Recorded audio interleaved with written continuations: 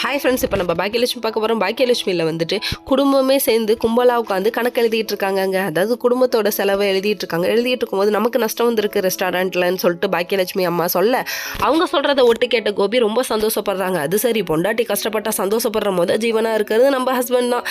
அவங்க வந்து கஷ்டப்படுறத பார்த்து ரொம்ப சந்தோஷப்பட்டுட்டு இருந்தாங்க. கண்ணா, ஒரு நாள் சந்தோஷத்துக்காக நீ ரொம்ப சந்தோஷமாக இருக்க, எனக்கு பல நாள் சந்தோஷம் கிடைக்க போகுதுன்னு அவங்க டைலாக் அடிக்கணும். ஏன்னா இதுக்கப்புறம் வந்து நிரந்தரமாக அவங்களுக்கு பர்மனெண்ட்டாக சந்தோஷம் கிடைக்காமலாம் இருக்காது.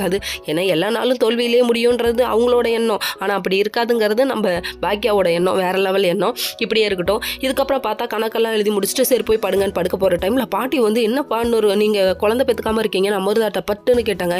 இப்படிலாம் கேட்கலாமா பாட்டி, இதெல்லாம் ரொம்ப தப்பு பாட்டின்னு சொல்கிறோம். இவங்க அந்த காலத்து ஆள் தான்ப்பா, இதை அட்ஜஸ்ட் பண்ணி போப்பான்னு சொல்லிட்டாங்க. வீட்டுக்கு ஒரு வழியாக வந்த எழில் வந்துட்டு ஏன் அமிர்தா சோகமாக இருக்கேன்னு கேட்டு, இது மாதிரி நம்ம குழந்தை பத்துக்க சொல்கிறாங்கன்னு சொன்ன உடனே, இல்லை நமக்கு தான் நிலா இருக்காலே போதும்ப்பான்னு சொல்லிட்டாங்க. இது வேறு லெவல் அட்வைஸில் பொருளாதாரத்தை பார்த்து நான் செட்டில் ஆனதுக்கப்புறம் நம்ம பேபி வேணும்னா வச்சுக்கலாம், இல்லாட்டினா விட்டுறலாம் அப்படின்னு சொல்லிட்டு அவங்க யோசிக்கிறாங்க. வேறு லெவல்ப்பா.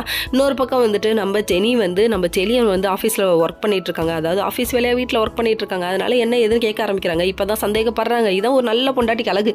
சந்தேகப்படாமல் இருக்கவன் தான் முன்ன தப்பு பண்ணிட்டேன், இப்போ நான் சந்தேகப்படுறேன்னு சொல்லிட்டு ஓப்பனாக கேட்டாங்க. கேட்டதுக்கு இல்லை நீ என்ன சந்தேகப்படுறியான பொறுமையாகவே ஆன்சர் பண்ணுறமா, எனக்கு நீ தான் முக்கியம்னு சொல்லிட்டு அவரும் பொறுமையாக உட்காந்து எக்ஸ்பிளைன் பண்ணார். வேறு லெவலில் இருக்குது. குடும்பம்னா பொண்டாட்டி சந்தேகப்பட்டாலும் உட்கார வச்சு எக்ஸ்பிளைன் பண்ணணும், எக்ஸ்பிளைன் பண்ணி புரிய வைக்கணும். அதான் வேறு லெவலில் இருக்கும். உட்கார வச்சு எப்படியோ புரிய வச்சுட்டாரு. 2 பேரும் ஹாப்பியாக இருக்காங்க. இதே ஹாப்பியோட நம்ம நெக்ஸ்ட் வீடியோவில் பார்ப்போம். ஓகே, பாய்.